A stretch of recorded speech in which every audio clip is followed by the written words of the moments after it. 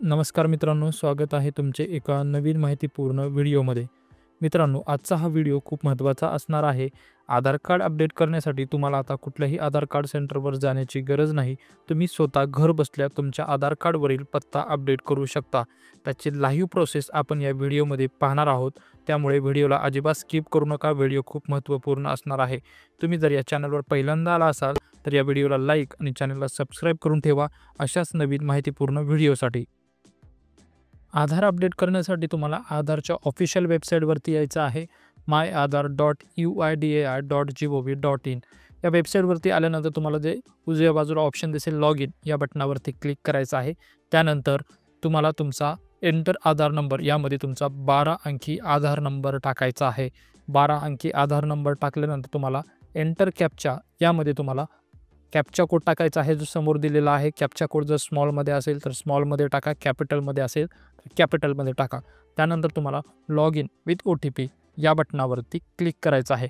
Log in with OTP या बटनावरती click केल्यानंतर तुमचा आधारसोबत जो मोबाईल नंबर रजिस्टर आहे त्यावरती 6 अंकी OTP येणार आहे. तो OTP तुम्हाला इथे टाकायचा आहे आणि लॉग इन या बटनावरती क्लिक करायचं आहे. लॉग इन झाल्यानंतर तुम्ही पाहू शकता की इथे सर्व्हिसेस देण्यात आलेल्या आहेत.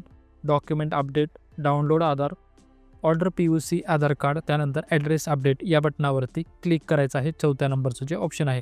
त्यानंतर अपडेट ॲड्रेस ऑनलाईन या बटनावरती क्लिक करायचं आहे.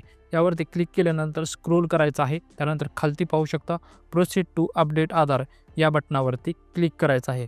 या बटनावरती क्लिक केल्यानंतर तुम्हाला इथे 4 ऑप्शन पाहायला मिळतील. त्यापैकी तुम्ही फक्त आधार अपडेट करू शकता, ज्यासाठी कुठलीही लिमिट नाही. त्यानंतर खाली पाहू शकता तुम्ही प्रोसीड टू अपडेट आधार या बटनावरती क्लिक करायचं आहे. या बटनावरती क्लिक केल्यानंतर तुम्ही पाहू शकता तुमचा जो सध्याचा करंटचा जो ॲड्रेस आहे तो इथे दाखवला जात आहे. तो ॲड्रेस तुम्ही इथे पाहू शकता. त्यानंतर खाली आल्यानंतर पाहू शकता डिटेल्स टू बी अपडेटेडमध्ये आता तुम्हाला अपडेटेड ॲड्रेस टाकायचा आहे. तुमच्या पत्त्यामध्ये जर काही करेक्शन असेल तर ते करेक्शन करायचं आहे. त्यामध्ये सर्वात पहिलं जे ऑप्शन आहे केअर ऑफ म्हणजे पालन करणारा. जर एखादी विवाहित महिला असेल तर तिने W/ऑफ असे टाका. त्यानंतर तिच्या पतीचे नाव टाकायचे आहे आणि वडिलांचे नाव टाकायचे असेल तर S/O म्हणजे सन ऑफ टाकून वडिलांचे नाव टाकायचे आहे किंवा C/O म्हणजे केअर ऑफ टाकले तरी चालेल. पुढच्या ऑप्शनमध्ये तुम्हाला तुमचा हाऊस नंबर टाकायचा आहे. बिल्डिंगला काही नाव असेल तर बिल्डिंगचं नाव टाका. अपार्टमेंटला काय नाव असेल तर अपार्टमेंटचं नाव टाका. त्यानंतर पुढचं ऑप्शन आहे तुमच्या घराच्या जवळपासून जो रोड आहे त्या रोडचं तुम्हाला इथे नाव टाकायचं आहे.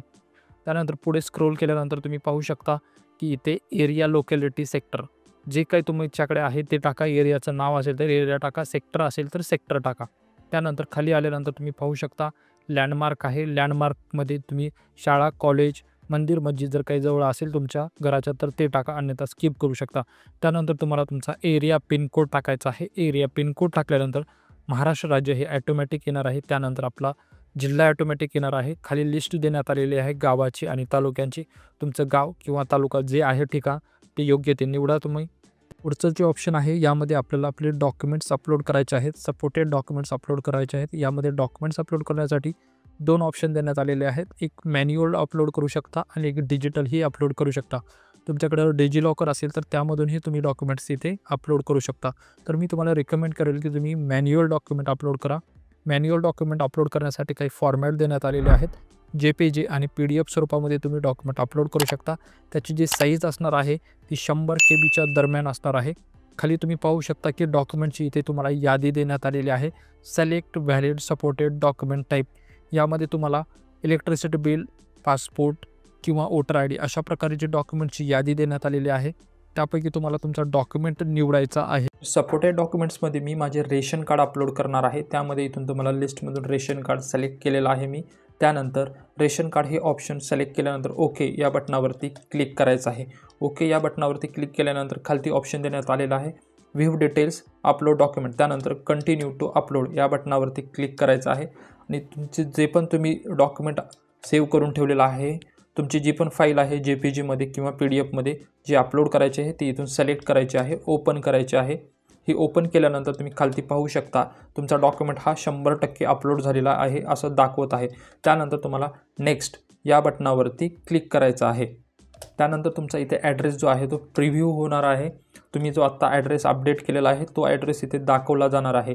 यामध्ये तुम्ही तुमचा ॲड्रेस इथून एडिटही करू शकता आणि तुमचा ॲड्रेस जर बरोबर असेल तर आय कन्फर्म या बटनावरती क्लिक करून नेक्स्ट या बटनाला क्लिक करायचं आहे. शेवटच्या स्टेपमध्ये आपल्याला आता पेमेंट करायचं आहे. त्यासाठी वरती ऑप्शन देण्यात आलेला आहे आय कन्फर्मवरती क्लिक करा. त्यानंतर पेमेंट करण्यासाठी खालती 2 ऑप्शन देण्यात आलेले आहेत, रेझर पे आणि पे.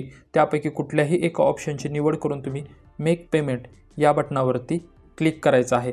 मेक पेमेंट या बटनावरती क्लिक केल्यानंतर तुम्ही पाहू शकता की पेमेंट करण्यासाठी इथे वेगवेगळी ऑप्शन्स देण्यात आलेले आहेत. UPI, कार्ड, नेट बँकिंग किंवा वॉलेट. तुम्ही गुगल पे आणि फोनपे मनी पण पेमेंट करू शकता. इथे समोर तुम्हाला QR कोड आलेला आहे. तो QR कोड तुम्हाला इथून स्कॅन करायचा आहे. मी माझ्या फोनपेने हे पेमेंट करणार आहे. स्कॅन केल्यानंतर आपलं पेमेंट जे आहे आता ते प्रोसेस झालेलं आहे. पेमेंट प्रोसेस झाल्यानंतर थोडासा वेळ लागेल, त्यामुळे पेजला रिफ्रेश करायचं नाही आहे. तुम्ही पाहू शकता इथं पेमेंट सक्सेसफुल असं दाखवलं जात आहे. त्यानंतर परत रिडायरेक्ट झालेली आहे साईट, त्याच पेजवरती आलेले आहोत आपण. त्यानंतर इथे डाउनलोड एक्नॉलेजमेंट अशी रिसिप्ट पण जनरेट झालेली आहे. तुम्ही इथे पाहू शकता ही PDF फाईल आलेली आहे. PDF रिसिप्ट आलेली आहे. या रिसिप्टमध्ये तुमचा जुना ॲड्रेस पण देण्यात आलेला आहे आणि नवीन ॲड्रेस पण देण्यात आलेला आहे. अशा प्रकारे तुम्ही तुमचा घर बसल्या ॲड्रेस तुमच्या मोबाईलमधूनही अपडेट करू शकता.